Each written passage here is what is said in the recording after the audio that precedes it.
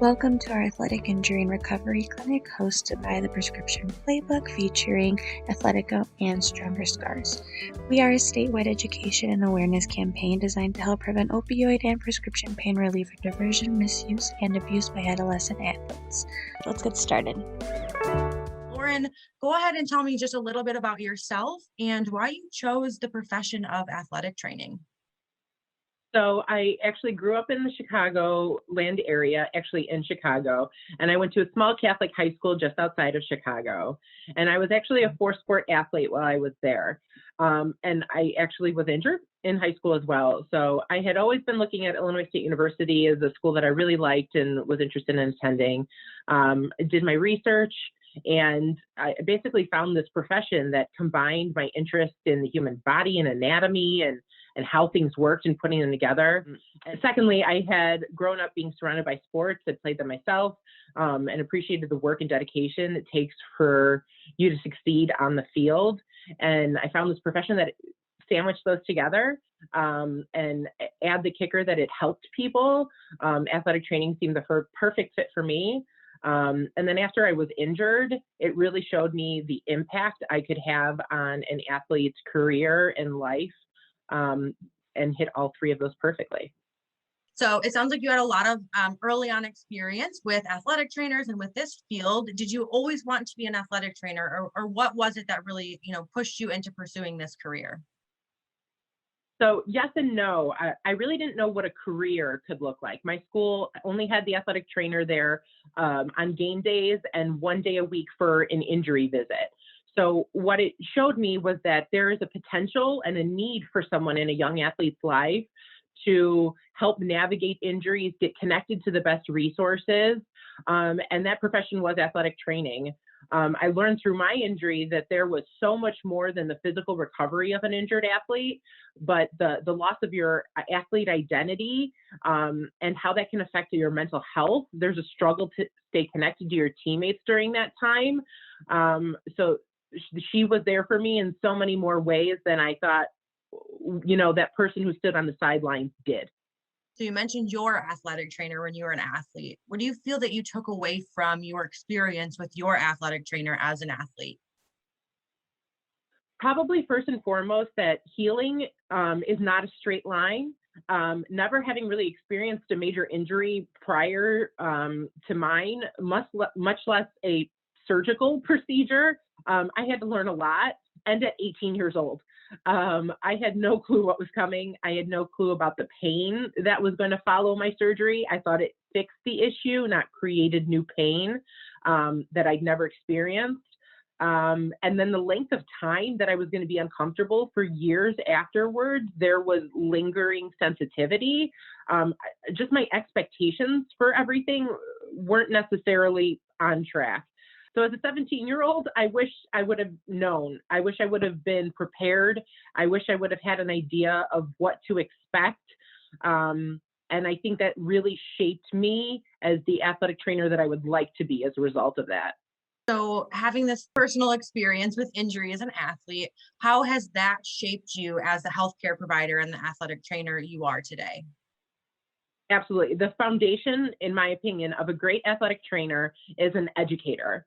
I really try to set the expectations for any athlete, whether it's an injury such as, a finger sprain or a large season-ending ACL tear, letting them know what is, normal in a situation or common, and ways that I can help improve their comfort by simple tips and tricks, whether it's something like the RICE principle, which is rest, ice, compression, and elevation, or recommendations of braces or crutches, or even something as simple as inserts into your shoe that really help your gait and your walking ability. If there's a way for somebody to be more comfortable, to have a better outcome, I'm going to try to get them connected in those best ways. I think that's what the guiding principle of my athletic training motto is. Whether it's someone who's healthy and looking for advice and knowledge that they're unsure of, rather than just Googling it on the internet, asking a healthcare professional, or somebody who needs surgery and is looking for a second opinion, I'm happy to give that educational information to people so that they can make an informed decision for themselves. So we've talked a little bit about injured athletes, and most often people think about athletic trainers only after they're injured or after somebody is injured. What does your interaction look like with healthy athletes or non-injured athletes? That's a really great question. A lot of people assume that if somebody's in the athletic training room that they're injured, and a lot of times that's not the case. During our schooling, there is a large focus on biomechanics, and we're taught to critically look and evaluate performance and understand where there might be a breakdown or a less than ideal situation, weakness, or even compensation that's happening. So if you ever talk to an athletic trainer, we like to people watch and look at how people are moving and acting and what their gait looks like. It's a favorite pastime of ours. Often when these changes are happening, the ideal mechanics for a body will start to shift, and they might experience pain and discomfort in different ways. So we often will try to proactively address the common areas that particular groups of athletes tend to need more focused work on. Can you give us a few examples of, healthy athletes that you've worked with or proactively worked with, to prevent injury? Absolutely. At Athletico, we love working with our physical therapists who come in and help screen, identify areas to help be improved, and work collaboratively with us to provide specific programs to not only help strengthen but prevent the injury itself. So for example, in runners, oftentimes there's a lot of focus on motion moving forward in their movement direction, but oftentimes there's a lack of strengthening within the hip and glute muscles that need attention and help provide the stabilization in the hip joint that is so crucial, especially when you get into your longer distance running. In sports like soccer and basketball, where there tend to be higher rates of ACL tears, we implement something called our ACL 3P program. We try to avoid major injuries with tools such as injury-proven dynamic warm-ups, things like how you take care of your body after workouts and cool downs and stretching, and also highlighting the areas that currently need focus based on those biomechanical indicators that we're looking for during our exercises. So what are some of those focus points that you're talking about? Well, the foundation of sports and activity is movement. So the focus points can look like weakness or a lack of flexibility. Have you ever met someone who can't touch their toes? That's an indicator for us that there's an imbalance somewhere. Or too much flexibility. Oftentimes gymnasts are often too flexible and need an emphasis on stabilizers in order to help secure them so that they don't overextend and have like overuse injuries that way. A lot of the time, compensation in other muscles are what are help completing the motion. So there's sometimes where you'll see people, if you try to have them touch their toes and then they start to bend their knees to get a little bit further, that's a compensation mechanism in order to actually do the motion. And I always tell kids, if you can't do a motion and you're not flexible enough to do that motion, when you do that motion very quickly in a forceful manner, what do you think is going to happen to you? You're going to get injured. So just to help put that in perspective for them and understanding is part of the understanding that movement is essential to everything you're doing. So we're going to try to provide as much education and information to them as possible in the prevention stage. But unfortunately, we know that injuries still happen, even in the highly trained professional athlete. So we do the best we can, but we know we can't prevent everything. So jumping back to talking about injury, after an injury, what is the role that you or other athletic trainers play with athletes? So first and foremost, there's a triage of sorts that happens. Is it something emergent and needs to be sent to the hospital? If not, we go through our processes of evaluation that includes a really thorough history. We ask them their interpretation of what happened. Then we assess what we are personally seeing as we evaluate them and utilize a few special tests and functional tests. From there, we can give our assessment and see if this is something that needs to be seen by a physician, whether it's a primary care doctor, a pediatrician, or a specialist. And then at that point, if they don't, our role is to try to help them understand the pain that they're currently experiencing, what to expect overnight, and how we can help them until we can follow up with them the next day if it's something that isn't what we deem necessary to be seen by a physician right away. So a perfect example of that would be like an ankle sprain. If you can bear weight, you can still walk. Yes, it's painful. Yes, it might be a little bit swollen. But if we do a thorough evaluation and we might think that, you're structurally okay, let's try this RICE principle. Let's stay off of it as much as we can. Let's put some ice on it. Let's elevate it. And let's follow up tomorrow to see how you're doing. So that would be kind of like one of the routes that we could take to help them. So if an athlete is injured and you're able to triage them and start working with them, what are some things that you ask them to do following the injury? First and foremost, we're dealing with high school kids. So we want to make sure that we're looping parents into this plan of care. We want to make sure that they agree with the plan and if it's something that's workable for them and their family. Also, we want them to be compliant with the things that we're suggesting for them to do. So getting the parents on board is definitely step one. A lot of times kids don't realize that the things we're telling them, we're not telling them that just because, hey, that's what I told your friend who had a similar injury. There are really things that we feel like will help benefit them and help their recovery set up for success. So besides, resting, icing, compressing, elevating, we use tools such as heating, and oftentimes even the recommendation of over-the-counter medications to help with their immediate discomfort to get through this initial phase that they're experiencing. Wow, pain is very subjective and it can be a very scary subject. Let's start talking a little bit more about pain and, hear what you have to say about it. Pain, that can be a really loaded question, right? A lot depends on previous experience. When you have somebody come in with an injury and, you ask them, for us, we use generally a scale of 1 to 10, 10 being the worst pain you've ever experienced. We're on our way to the hospital. How bad is your pain? And, we get an answer. And a lot of times we'll often follow up with, have you ever had an injury before? Or, have you had previous experience with pain before? Previous history really has a lot to do with how somebody is processing what they're feeling, and what they're experiencing. Pain is not only physical, but it is emotional.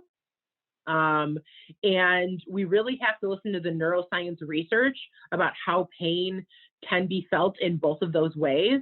So we try to then play a large role in pain education. When you're talking about education and athletic trainers, what does that really entail? So, once we have an idea of what an injury is, as I mentioned in my previous experience, I didn't really get set up for expectations of what to expect. So we try to educate now that we know these things based on some research on how and why pain is felt by understanding multiple factors involved in the process. So this is, as a science, referred to as pain neuroscience education, or PNE. So the nervous system acts as an alarm within our body. When we experience something, it activates our nerve fibers to send messages up to the brain, and the brain then evaluates these symptoms and identifies if we have been in this environment before. So again, your previous experience. Pain is then the output that the brain has designed to protect you. So if you think of, you reach out and you touch a hot stove, it reacts, sends it back to your brain, and then your brain says, move your hand, right? So it's not something that comes from the tissues in your body, but it actually has to go up to your brain to understand and create a response. People can experience pain without symptoms. And because of this, we want to educate our patients about pain, as pain is interpreted differently by every single person that, is in our environment. So we try to use what we're considering called like safe and relatable language. So my example is, if you have an ankle sprain, letting them know that tonight's discomfort is totally normal. Tomorrow will likely feel a little bit better. The first few steps in the morning can be really rough. It's helpful for you to gradually add weight by doing a few weight shifts in the morning to see if you're comfortable with that. If anything is too uncomfortable, use the crutches that we're giving you now. And it can take a few weeks until you feel 100%. So I just want to let you know that you're probably going to be at your worst pain, but it will get better. It might be slow at times and it might happen quickly overnight, but it will get better. Things like that, by explaining in a very safe language, not that you tore this, you ripped this, this is broken, just by using safe words like, there might be a little bit of damage in there. It's not the same as it was before, but it can re-heal itself. We're trying to use these methods to reduce the amount of anxiety if they don't know that this is a process that can lead to frustration. We don't want them to think, oh, I've had this pain for so long, I should just take pain medication because the pain should be gone by now. We really want to set up expectations in multiple areas. So I hear you mentioned pain medication at the end there. Let's hear about pain medication. Do you think that someone should take it? Should they not? What are your thoughts on that? So ultimately, that decision is left up to a physician and a parent. If the pain is currently well managed, the likelihood of opioid pain medication being prescribed is significantly lower. If I have somebody who I've set them up, we can use the ankle sprain as an example. They have a pretty significant ankle sprain. There's a couple ligaments involved. That there's going to be some time loss here. If we can manage their pain with an NSAID or a non-steroidal anti-inflammatory like Advil or Aleve, them walking into the doctor's office and saying that I'm in so much pain, I need something more than this. If we can reduce that, that's ideally off the bat what we would like to do. We want to stop the chronic pain cycle before it even begins, right? So this goes back to utilizing some of those Rice principles and those over-the-counter medications to see if we can manage. Now, this requires our follow-up and maintenance and using the medication as it's prescribed on the bottle. I have heard kids before saying, oh man, I need to take my ibuprofen before the game today, otherwise I'm going to be so sore after. Oh, no, please don't do that. Just to get through it is not the point of pain medication.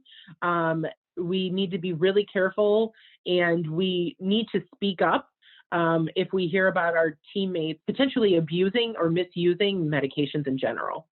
So it requires a really, really good relationship in order for you to observe that in an athlete, really in order for you to speak up as an athletic trainer and have a conversation with that athlete. Absolutely. It requires listening and open communication from not only athletic trainers, but coaches, parents, and teammates. While we all want our athletes back out on court or the field performing, but we want to make sure that it is A, safe, B, that they're able to perform at the level that they need to. I usually tell my athletes that, like, hey, if I were to go back and let you go play out there right now, what would be the max percentage you could play at it right now? I'm like 75%. Okay, if you were a teammate out there and your teammate next to you was playing at 75% and you were playing at 100%, don't you think that would be noticed or felt?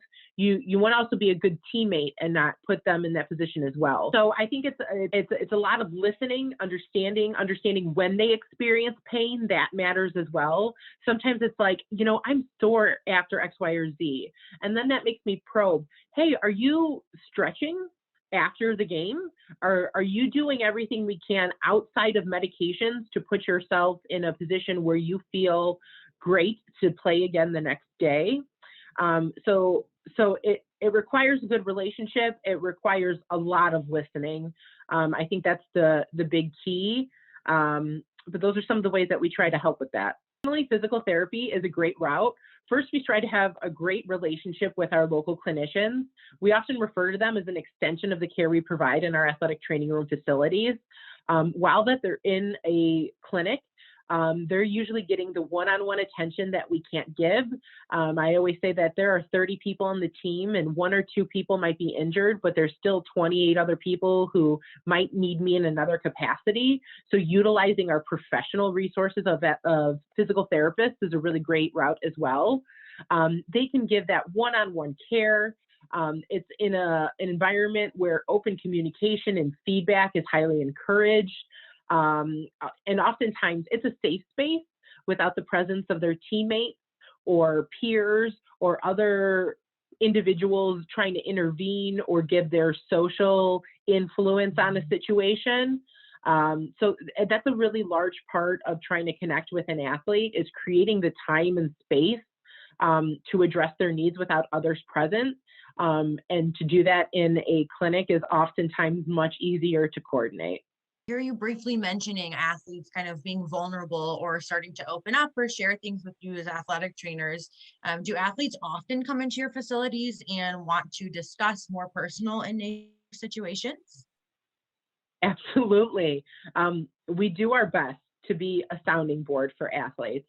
Oftentimes, an injury might magnify an area outside of sports that they're struggling with in life. And the opportunity and trust built with us and familiarity in general becomes their safe haven.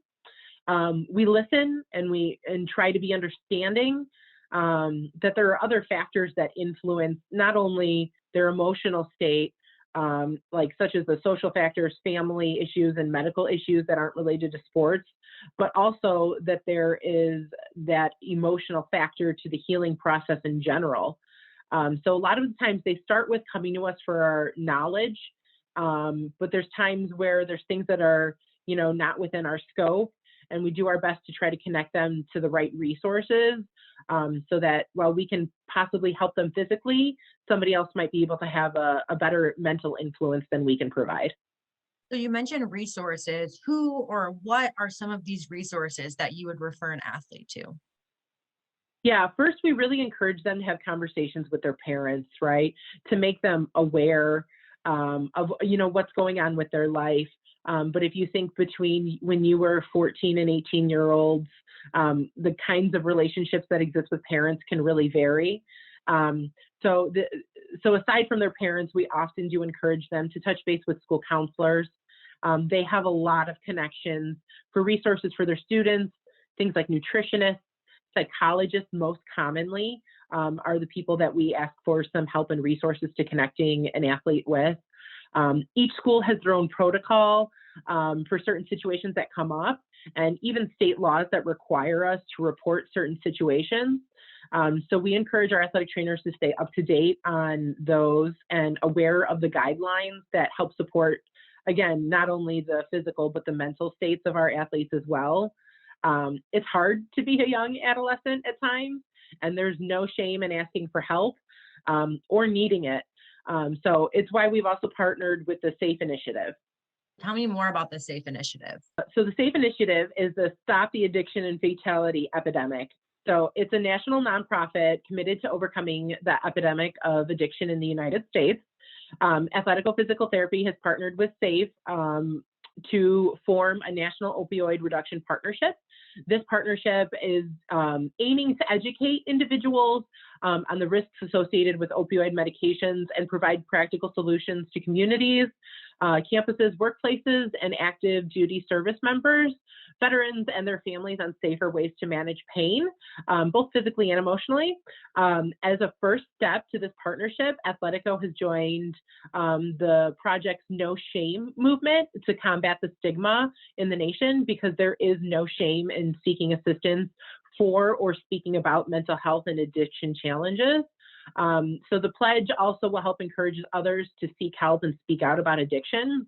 Athletico has actually teamed up with the SAFE Project and the creators of the doTERRA drug deactivation and disposal system pouches to launch the Gone for Good at home medication disposal program. So select clinics will have these pouches present there. And what you do is you can pour up to 90 pills and 12 ounces of liquid or up to 12 patches in a simple process to safely dispose of medications that are old, no longer used, and or are at risk of being abused. So it's great. You put it all in, you shake it up, and you throw it away in your normal household trash. And it's a plant-based pouch that helps safely dispose and is good for the environment as well. Our mission with this partnership is centered on patient care through our industry-leading pain management program and opioid initiatives. We understand the importance of education and at-home disposal. Through the Gone for Good partnership, we want to show our commitment to significantly decrease the opioid epidemic through the combined efforts.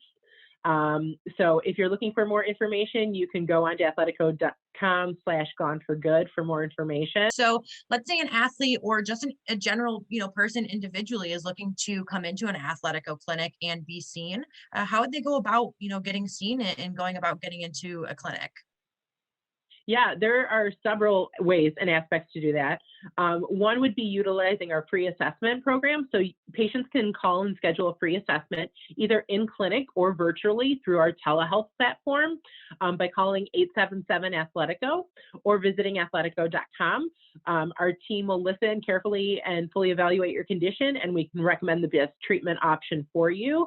That might be seeing a physician, that might be actually attending physical therapy. There's no cost or obligation. We just want you to feel better as soon as possible. And this is a way for us to provide a little education for you to understand what you're experiencing and how we can get you on the path to recovery. In addition to that, many states offer direct access, meaning that a patient can receive physical therapy treatment without first needing to obtain a prescription or referral from a physician. You can either visit athletico.com/direct access or call one of our clinics for information and let you know if you're eligible to start physical therapy that way. Again, our thought process is if we can get you in sooner and feeling better faster, there is a much lower risk of abusing medication in this circumstance. So we want to stop that pain cycle before it even happens. Athletico is also committed to keeping our patients safe and employees safe related to the coronavirus COVID pandemic that we're all experiencing together.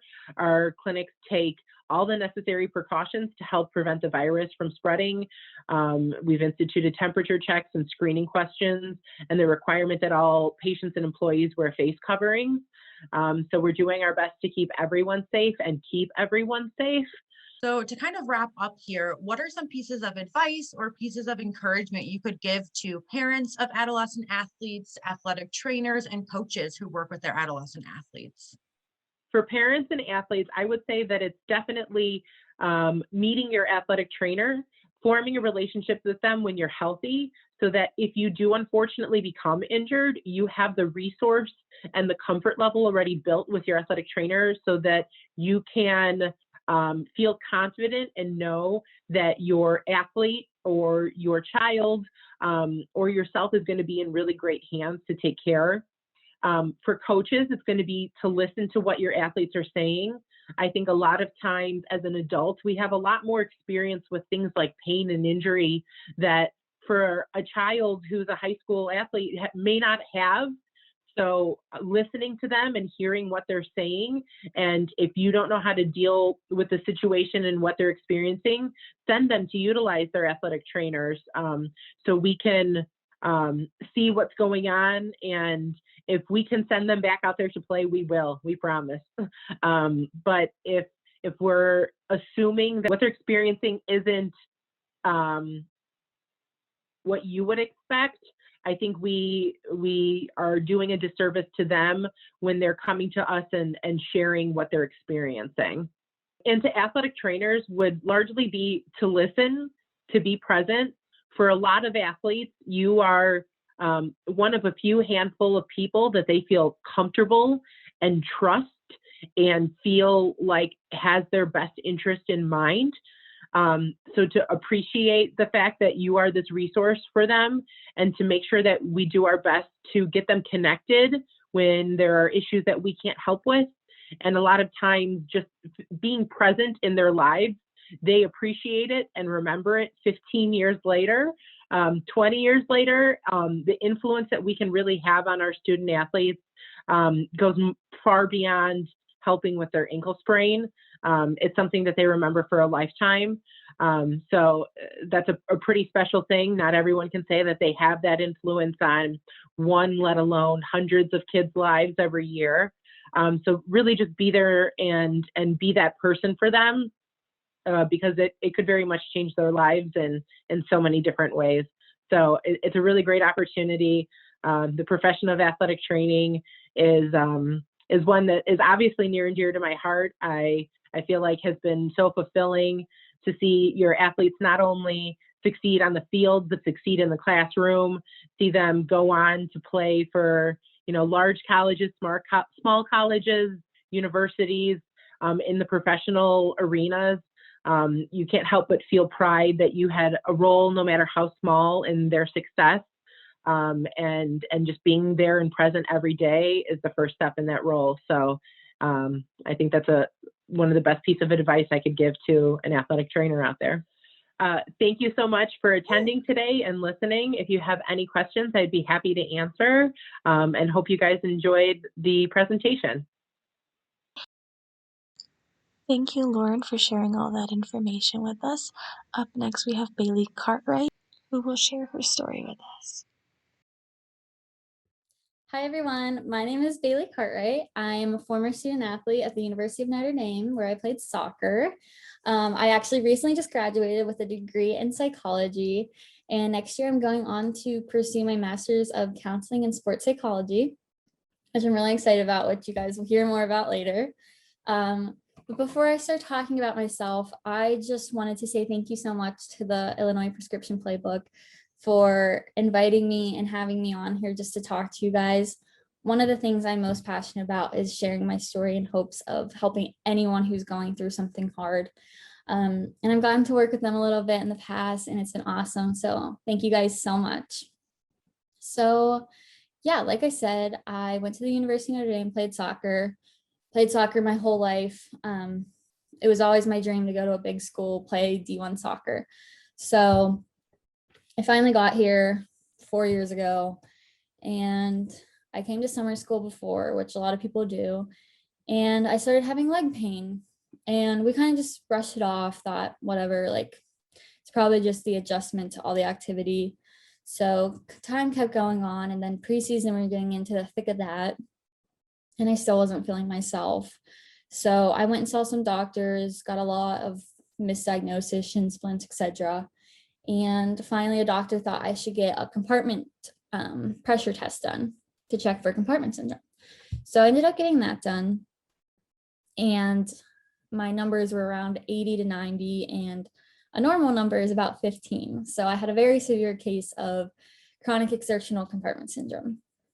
So I got surgery 3 days after my diagnosis. So not much time to kind of wrap my head around what was about to happen. And, recovery for this injury is supposed to be around 8 weeks. So it kind of wasn't looked at as a big deal at the time.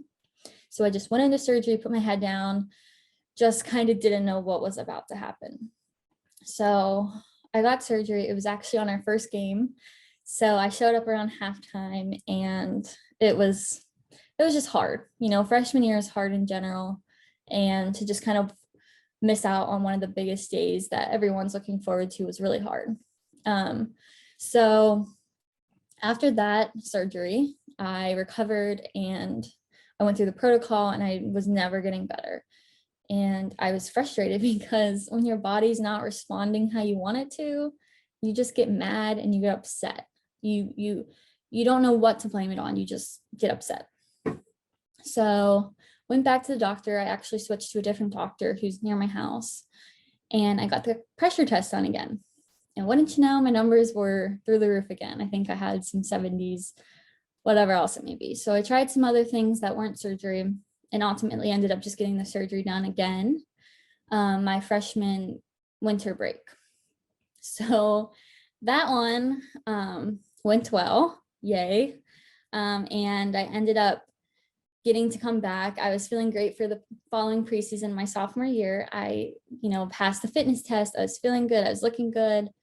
And I even got to start in our first game that year, which you can imagine how ecstatic I was. And then a few more games in, and I start getting the same pain. So I went back to the doctor, got another compartment syndrome test done, had it again. So this one, my family was hesitant on me getting it done again, which, rightfully so. So we waited for a while, and then finally I ended up getting it my sophomore year during Easter break. So we were like, third time's a charm, you're never going under the knife again. recovered from that one, was feeling okay. And then, towards the end of my junior year, into my senior year, just knew something wasn't right. So I went back to the doctors who I was seeing and got the test done again. And I had it again. So I most recently got my 4th, and I promised final compartment syndrome release surgery. And, through all this time of having these 4 surgeries, I learned a lot about myself, about who I am. And it was hard, but I'm so grateful for it now. And it was around my sophomore year, end of freshman year, beginning of sophomore year, where I created Stronger Scars, which is a platform, a podcast, it's Instagram, Facebook, Twitter, just kind of a place where people can feel comfortable sharing their injury stories. Because I remember freshman year, Bailey, I was afraid to speak up to my teammates. I was afraid to show people that I was having a moment of weakness and I needed help. I wasn't okay. Like, I needed a safe place to share my story. And whether that was to complete strangers who knew what I was going to or friends, I needed someone to ask, because I was too afraid to go out and tell people without them asking. So I was on a podcast, one of Notre Dame's podcasts actually, and they were just asking me about my story, because Stronger Scars started out as just like a little Instagram blog. And they were just joking around. They were like, "You want to start a podcast?" And I was always really shy. I never would have gone on here and talked to you guys. And there's just something in me telling me to do it. So I started the podcast. I've had so many amazing people on. I've gotten to interview awesome people. One of my favorite interviews I got to do was Tim Howard of the men's national team soccer goalkeeper. So yeah, I feel like I've gotten to share my story, like I just like I got to share with you guys. And it's a chance for other people to feel like someone's asking and someone's caring about their story.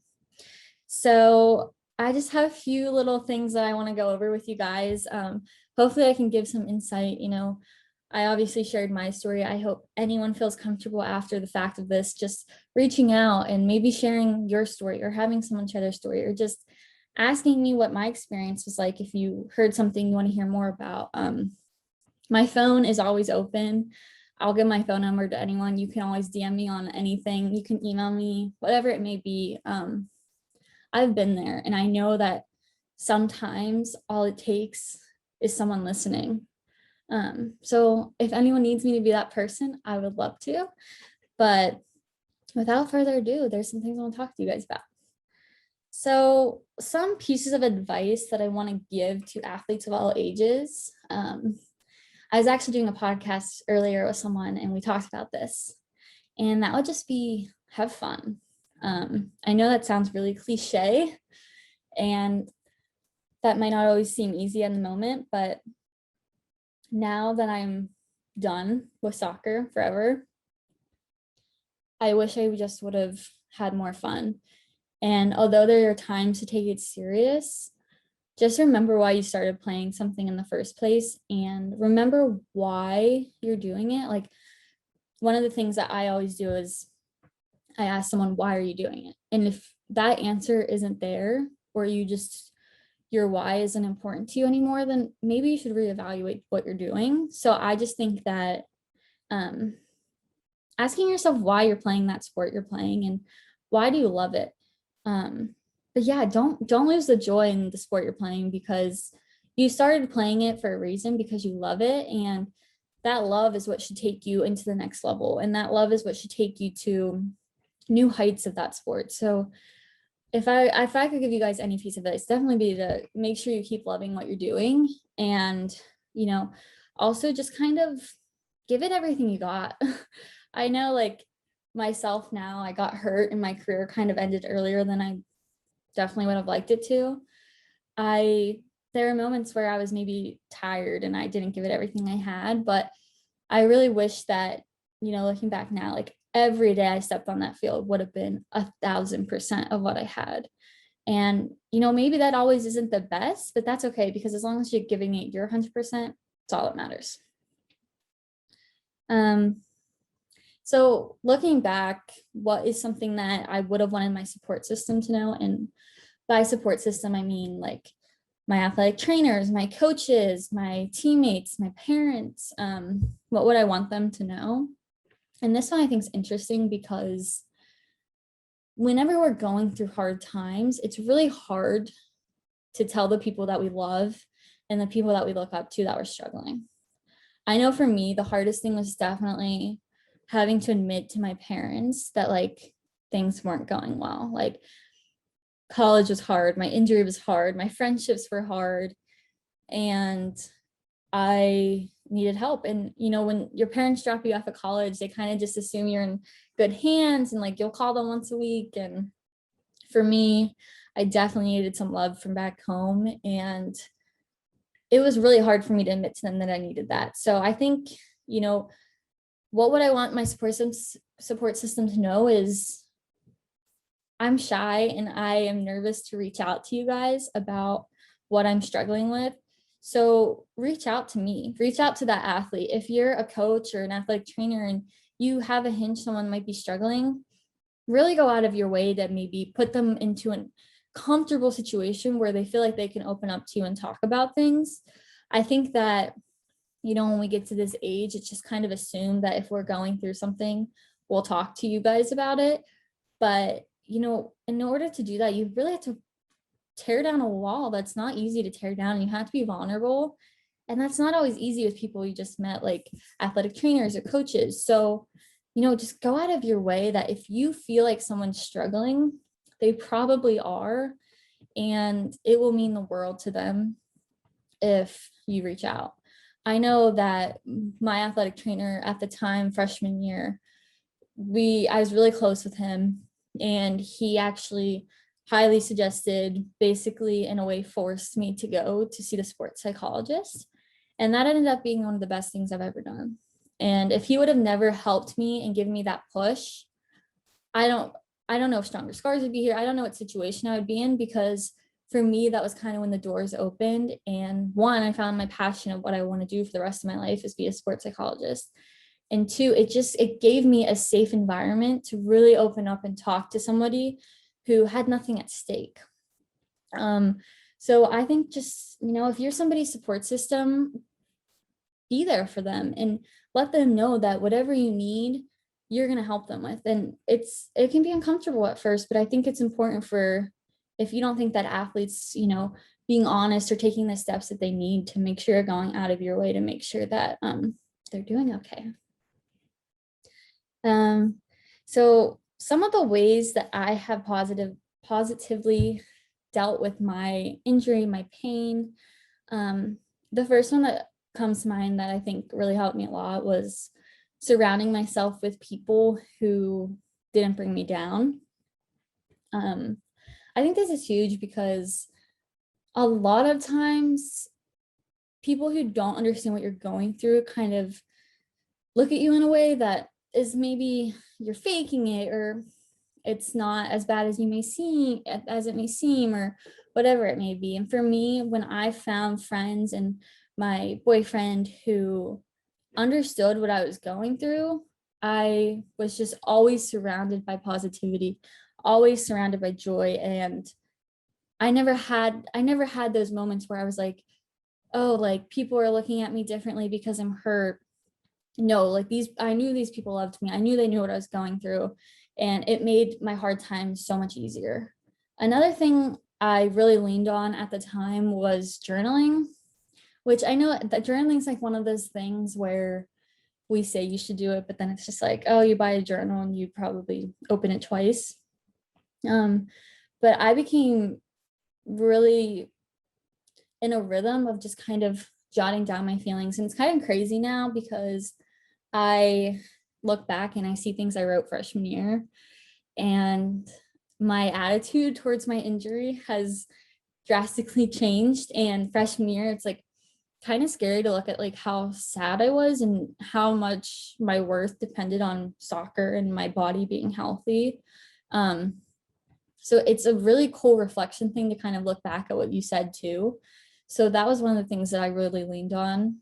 And then ultimately the final thing that I would say I did to positively manage my injury and pain was Stronger Scars. You know, I hope you all can take a moment to just check out Stronger Scars, and not even for the benefit of looking at my story or whatever, but I think that listening to other people's stories of injury and courage is just, it's amazing. You know, every time someone submits a story to me, I think, wow, like that probably took a lot out of them. Like, it's draining in a good way to talk about your feelings. And every story is so unique. So, you know, I knew that me sharing my story was one of the ways that I dealt with my injury positively. I knew that I was someone who, I can't bottle things in. I wear everything on my face. If I was having a bad day, you would know it. So for me, getting it out there and just sharing with people what I went through, I think is ultimately what made me, you know, have a smile on my face right now, getting to talk to you guys about my injury. So I think just sharing your story, and, you know, like I said, journal, write your story down. You don't ever have to share it with someone if you don't feel comfortable, but then you at least can get it out there, and you can at least put on to paper what you're feeling, and, you know, validate what you're feeling. But yeah, and then, you know, also just talking to people who know what you're going through, reading other people's stories. Maybe they have a similar injury to you. Reach out to them, ask them about their situation. But I think with injuries, the thing is, like, you can't do it alone. Whether that's your support system, it's your trainers, your friends on your team, your coaches, like, it's nothing you can get through alone. And the moment that you realize that and you really reach out to people, or have people reach out to you and help you, is, you know, when you'll have that turning point in your recovery. So as a recently graduated student athlete, what would I tell myself as freshman in high school Bailey? Y'all, I was so different in high school. I think this is a theme that a lot of athletes kind of deal with, is, you know, in high school or club sports, you're the best, and things are just kind of not easy, but you work hard, but you get rewarded for those efforts. And college soccer really showed me, and my injury really woke me up. But I think I would just tell high school Bailey that, you know, there's a purpose behind everything. And I 100,000,000% believe that my purpose for soccer was to help people through Stronger Scars. And in order for that to happen, I had to have hardship. I had to get hurt. And I really didn't like it when it first happened to me. So I would definitely just tell myself that, you know, these things that are happening for a reason. And that's really hard to grasp when you're young. But, you know, if I could have looked myself in the eyes and said anything, that's probably what it would have been. Also, like I said earlier, just loving soccer and, you know, living in the moment and just appreciating it, because it doesn't last forever, and it's really hard. And it's, you know, when you're getting up to that age, you don't ever think about it. Like, you think, okay, yeah, one day I'll have to hang up the cleats, but it doesn't ever hit you. It has hit me now, and it's sad, but like, all of those moments that you know, the tournaments you went to growing up, and the time you spent with your parents, you know, my dad was always my soccer coach, like all of that, those moments and that bonding and that love is only going to take me farther in my life now. So yeah, soccer is over, but every other attribute of it that I've had and I've grown and I've gained, I have, and I'm excited to get to take those into the real world. So yeah, just, you know, if you're in high school or whatever it may be, you're younger, or you're somebody who knows someone in high school, just tell them to love it and take every moment with a grain of salt, hard times, good times, and just learn from them. Because like I said, there's a purpose behind everything. All right, so now we're going to get a little bit deeper, because I want to talk to you guys a little bit about my mental health journey, which I know I kind of touched on a little bit, saying that I was in a dark place and I went and saw the sports psychologist. But I think that it takes a lot for someone to speak about their mental health. And I felt that one of the best ways for me to help other people open up and maybe talk about what they're feeling or just admit that they're not at their 100% is by talking about it and talking about my story with it. So I think, going back to my freshman year, like I said, that was definitely the hardest time for me. And I think just because freshman year is hard in general, like for me, I'm 6 hours from home. I didn't really know anybody. I'm in a dorm with a random roommate. I'm exposed to new food and new cultures and really hard classes, and I just wasn't ready. So I think things probably would have been fine, not good, but fine if I didn't get hurt, but that just added a new layer. And then what added another layer is my injury involves some pretty significant scars that are very obvious on my lower legs. So I don't even know how many scars I have now, but each surgery has been like 4 scars, and then sometimes they went in the same ones for the other surgery, sometimes they didn't. So I have at least 10 scars on my leg. And I was so nervous that people would judge me for these scars. And that was kind of the founding behind Stronger Scars, was just like loving your scars and embracing everything that your scars are. Because I had some moments where people rudely asked me about them or just kind of put me on the spot, which I wasn't ready for at the time. But that's when my mental health started to really just kind of go downhill, because I was someone who did establish a lot of my worth from soccer or also how I look. And I kind of had to adjust that. And I didn't know what to do because, like I said, I was in a new spot and, surrounded by unfamiliar people. So I would say like my mental health wasn't to the point of like me needing to go home or like, it wasn't that bad, but I am somebody who lives by the philosophy that pain is pain. And to me, my pain was significant. And, I just wouldn't want to hang out with friends. I would blame people for not hanging out with me or asking me how I'm doing every 5 seconds. I shut down. The person that I identify as was not close to who I was during this time period. And like, I was angry. I think that's the best way to describe it. I was just angry that this was all happening to me. And I was afraid to admit that that was okay, because I feel like growing up, I was always taught that like being sad is a weakness and that it made me weak.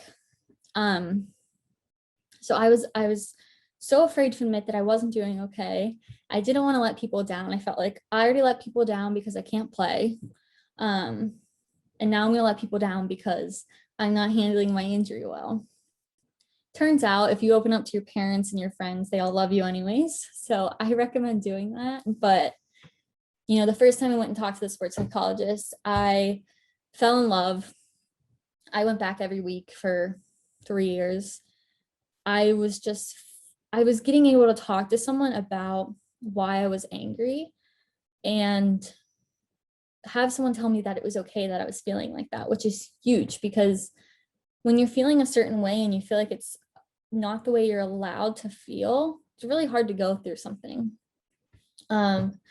So yeah, I just consistently went and saw my sports psychologist. I was having my own sense of therapy with Stronger Scars and getting to share my story and have my podcast and have people message me and tell me about their story. So I had all these other attributes that helped me get through that dark place, but I don't think any of that would have happened if I never went initially and saw the sports psychologist and just accepted my emotions and realized that I'm not as strong as I say I am, and that's okay.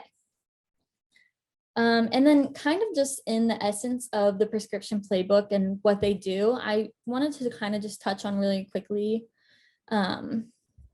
about post-surgery opioids, because I actually remember my freshman year when I got my first surgery.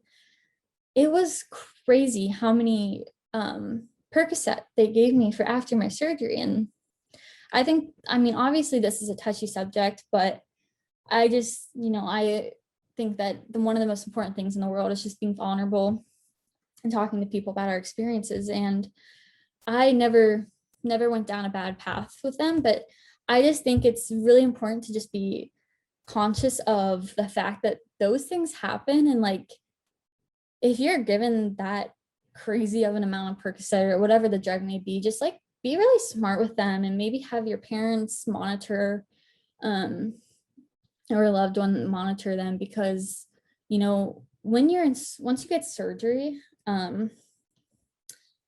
you kind of just are in a period of weakness, and you're not yourself, and you just don't want to risk anything or go down any wrong path. So be honest with yourself and say, am I in really bad pain? Is this manageable with a Motrin or whatever else it may be, or do I really need this stronger drug?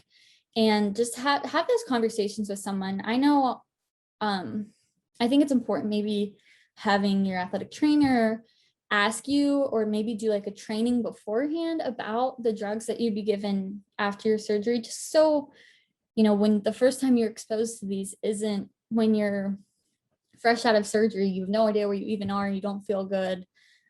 So I think just, hyper being aware of what those things can do and just what you plan on doing with them going forward. And I know that the prescription playbook has a bunch of awesome resources to help anyone, post-surgery, dealing with getting rid of them or the benefits of talking to someone. So highly encourage you guys to do that. But yeah, I think just to wrap up, I just want to, encourage everyone to, be true to yourself and love yourself. I think one of the biggest things that I've found in my injury journey is that if I don't love myself, I can't expect others to. And, loving myself, that means not loving myself as who I am as a soccer player, or how much weight I can lift, or those are all just things that in the end don't matter. But I think that, injuries, and my injury specifically, changed who I am completely. And there's no chance I would go back and not get injured if I had the choice again.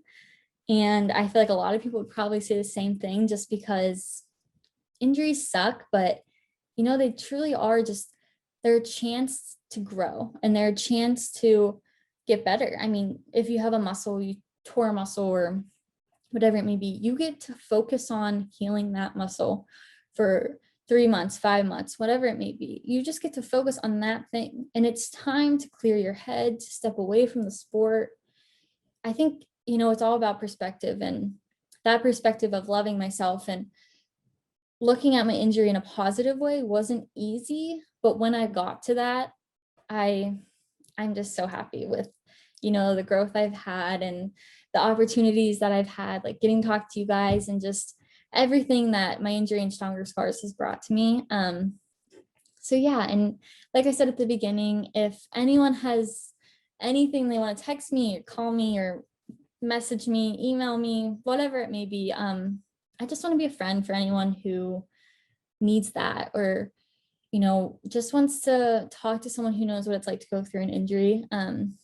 And then, yeah, also take any questions that you guys have. I would love to answer anything, no matter how personal, how surface level. But thank you guys so much again for having me. And I hope you guys enjoyed my little spiel on who I am and injuries. So thank you guys.